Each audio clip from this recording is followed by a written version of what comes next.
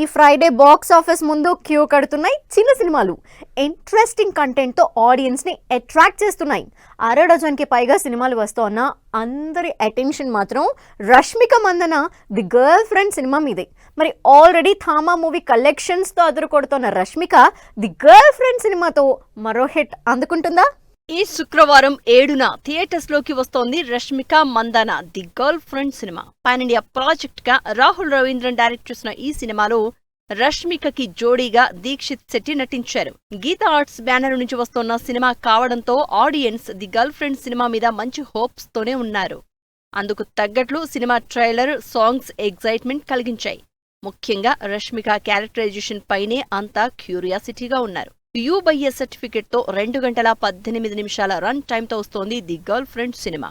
Rashmika the girl friend మూవీతో పాటు Sudheer Babu, Jatadhara cinema కూడా ఈ ఫ్రైడే బాక్సాఫీస్ ముందుకొస్తోంది. ఈ సినిమాతో టాలీవుడ్ డెబ్యూ ఇస్తోంది Sonakshi Sinha.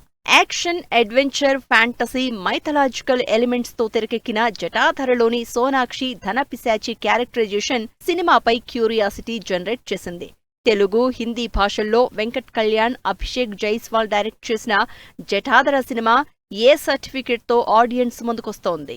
The girl friend, Jatadhara సినిమాలతో పాటు కోలీవుడ్ యాక్టర్ విష్ణు విశాల్ నటించిన ఆర్యన్ సినిమా కూడా ఈ శుక్రవారమే థియేటర్స్ లోకి వస్తోంది. క్రైమ్, సస్పెన్స్, థ్రిల్లింగ్ కాన్సెప్ట్ తో తెరకెక్కిన ఆర్యన్ సినిమా అక్టోబర్ 31న తమిళంలో విడుదలై మంచి రెస్పాన్స్ అందుకుంటోంది. శ్రద్ధ శ్రీనాథ్ కీ రోల్ ప్లే చేసిన ఈ సినిమా క్లైమాక్స్ కి చేంజెస్ చేసి తెలుగు వెర్షన్ ని విడుదల చేస్తున్నారు విష్ణు విశాల్.